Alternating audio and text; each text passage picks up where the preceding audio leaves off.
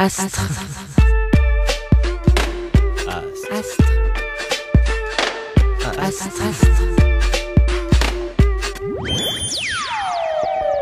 Astre, réseau art plastique et visuel en Nouvelle-Aquitaine.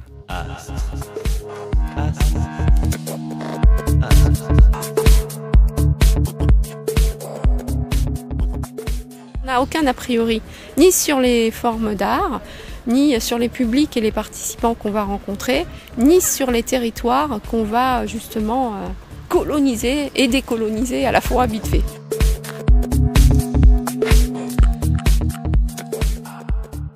Ce mois-ci, du 12 au 19 octobre, a lieu la 2e biennale d'art nomade, intitulée « Décoloniser les corps ».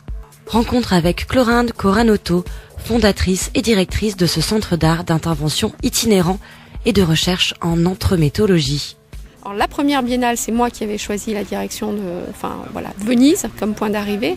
Et la biennale Art de Venise m'intéressait sur un plan personnel aussi. Et du coup, c'est Paul Ardenne, notre premier commissaire, invité, qui nous a conduits jusqu'à Venise Marghera. On est arrivé sur un marché très populaire, magnifique. Et c'est lui, par contre, qui a choisi les étapes pour nous amener jusqu'à Venise. Pour cette nouvelle édition, le camion de cette exposition itinérante prend la route vers Berlin. Nous partons donc de Harnack-la-Poste le 12 octobre pour nous rendre ce 12 octobre à Bourges, au Transmalettre, qui est un centre d'art et qui nous accueille très généreusement. Le lendemain, donc il y a des ateliers, une conférence d'Eddie Dubien. Le lendemain, nous allons sur le marché de la Halle au Blé. Et là aussi, c'est très important à Bourges, puisque c'est vraiment le marché, les gens qui font leur marché, etc.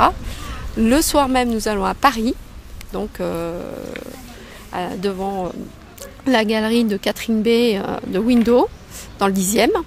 Et après, le lendemain, nous filons directement à Calais, donc à Calais où nous allons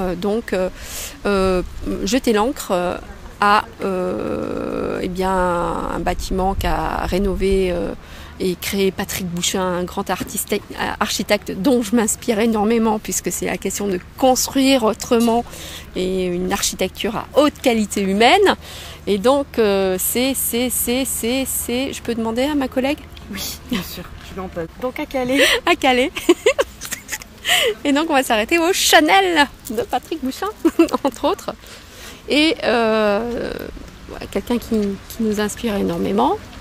Et donc après, on va aller le soir même à l'association L'Auberge des Migrants pour rencontrer ce dispositif.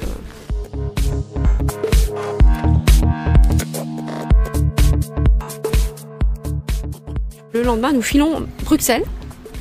Et là, c'est la place de la Monnaie à Bruxelles, donc une grande place, un espace public immense. Et le lendemain, nous roulons toute la journée sur Berlin. Et là, le soir, normalement, on arrive, on est tout mort et on fait rien du tout. Et le lendemain, là, à Berlin, nous travaillons toute la journée, nous accueillons tout un chacun, toute une chacune, je suppose, pour faire des ateliers, présenter l'exposition. Et le soir, nous finirons par une très forte et engagée conférence. Voilà. Et après, le lendemain et le surlendemain, direction le port d'attache, Harnack-la-Poste, en passant par Paris. Pascal Lièvre, commissaire de cette biennale, a eu carte blanche dans le choix de la thématique. Je pense qu'il a pas mal de contacts là-bas et qu'il passe beaucoup ses étés là-bas et qu'il a vu effectivement des conférences ou des artistes qui l'intéressaient vraiment. Et effectivement, Berlin, c'est aussi une plaque tournante au milieu par rapport à l'art contemporain aussi, effectivement. C'est pas obligatoire qu'un ou une commissaire choisisse les étapes.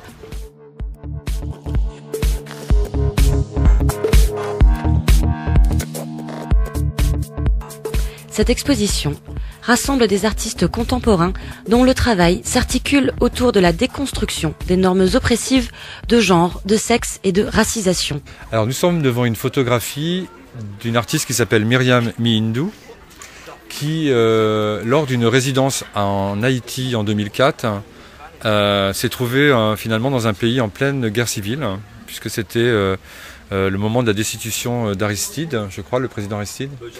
Et donc elle se demandait ce qu'elle allait faire là-bas, parce que c'était un moment très particulier.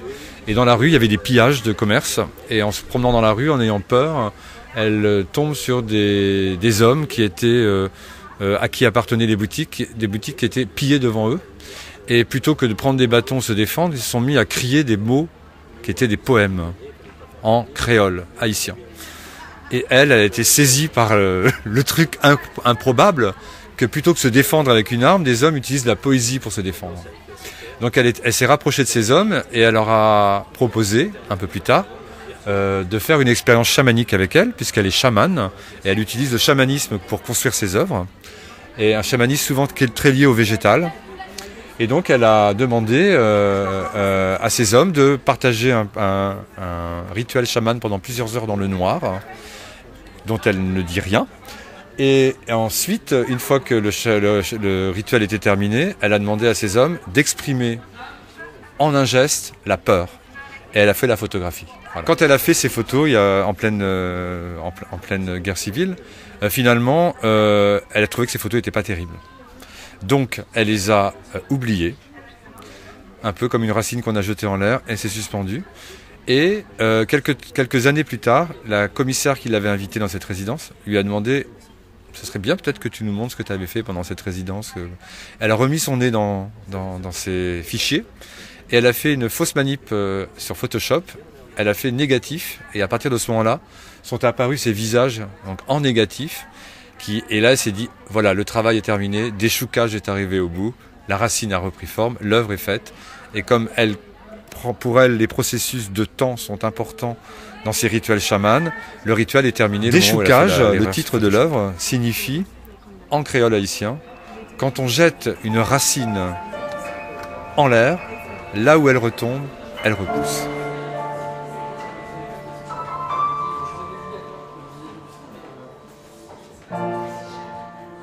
Deuxième œuvre, une œuvre de Eddy Dubien, qui est un artiste français, qui, ces dernières années, a proposé des séries de dessins dans lesquels il reprend les héros et les héroïnes de son enfance, Blanche-Neige, Pinocchio, mais lui, en tant que petit garçon transgenre, il n'arrivait pas à se reconnaître et à s'identifier à toutes ces figures de son enfance, donc il les a transformées pour que les nouveaux petits garçons, petites filles transgenres puissent s'identifier à des nouveaux modèles. Donc il a fait notamment cette Blanche-Neige qui porte une barbe que nous présentons. Dans cette série de Blanche-Neige à barbe, celle-là est encore plus particulière puisqu'elle a aussi le visage noir. Donc une Blanche-Neige noire à barbe, ça rentrait bien dans la thématique de l'exposition. Mais il a aussi fait des Pinocchio avec des seins, voilà, c'est-à-dire qu'il transforme comme ça. Et c'est un artiste qui va intervenir pendant l'une des étapes où il va faire une conférence qui s'appellera Transition à la campagne. Car il dit qu'il y a beaucoup plus de pluralité, comme nous le disions tout à l'heure, dans la nature, et que dans les moments de sa transition, il s'est senti assez rejeté par beaucoup des humains. Et finalement, il vit à la campagne, et il trouvait qu'il y avait beaucoup plus d'accueil de la part des animaux et des végétaux. Et il propose, lui, en général, dans son travail maintenant, que nous fassions plus d'alliances avec les animaux, avec les végétaux, et qu'on oublie un peu cette humanité qui nous sépare d'eux.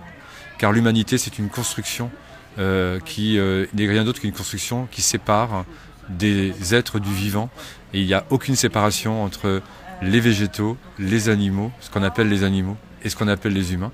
Il y a des formes de l'expression du vivant, et l'une des formes possibles, c'est nos corps, à nous en tout cas, ne peuvent pas être séparés de cet ensemble, sinon ils meurent. Voilà. Et c'est ce qui arrive avec cette binarité de genre, c'est ce qui arrive avec cette idéologie qui font que, pour dire un petit peu, d'utiliser des termes un peu philosophiques, mais toute l'aventure de la modernité qui est née à la Renaissance, de construire cet homme moderne et progressiste, et finalement un homme qui est séparé des autres formes de vivants, et qui finalement va mourir. La Biennale 2018 d'Art Nomade est également une aventure collective qui inclut, dans son voyage, des étudiants de l'ENSA de Limoges et des artistes en résidence. Il y a 2 auteurs en résidence embarqués. Donc il y a Aurore Claverie qui fera un reportage documentaire. Parce qu'il y a, la Biennale L'Action, et puis après la partie restitution de cette Biennale.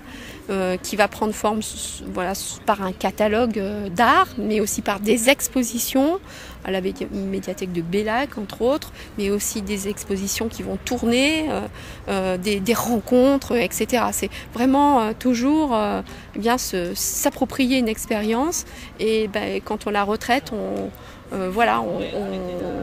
la redonne, on la redistribue autrement aux personnes qui ne sont pas parties et qui sont ici sur notre territoire. Il faut comprendre que cette biennale itinérante, c'est vraiment, si vous voulez, l'évolution depuis le début, depuis ses premiers ateliers avec Loïc qu'on voit là-bas.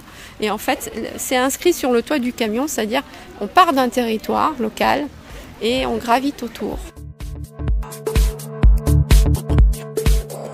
Retrouvez le parcours de la deuxième biennale et toutes les informations d'Arnomad sur leur site internet arnomadauxfildesjours.blogspot.com. Si vous souhaitez suivre l'actualité du réseau Arts Plastiques et Visuels en Nouvelle-Aquitaine, eh bien, vous pouvez liker la page Facebook que vous pouvez retrouver sur facebook.com/réseau.astre. Astre, réseau Arts Plastiques et Visuels en Nouvelle-Aquitaine.